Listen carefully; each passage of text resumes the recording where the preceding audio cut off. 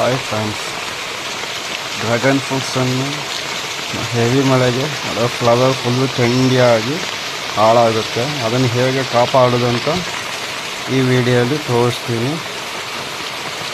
ಈ ಫ್ಲವರ್ ಇದೆಯಲ್ಲ, ಇದಕ್ಕೆ ಒಂದು ಪ್ಲಾಸ್ಟಿಕ್ ಕವರ್ ತಗೊಂಡು ಫುಲ್ ಕವರ್ ಮಾಡಬೇಕು, ನೀರು ಬೀಳೋದಾಗೆ.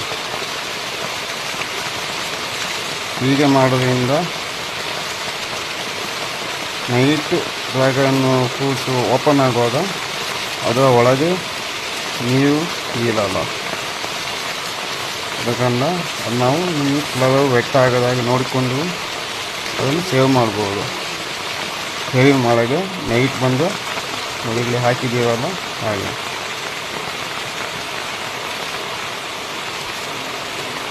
ಫ್ಲವರು ಫುಲ್ ವೆಟ್ ಆದರೆ ಪಾಲಿನೇಷನ್ ಆಗಲ್ಲ.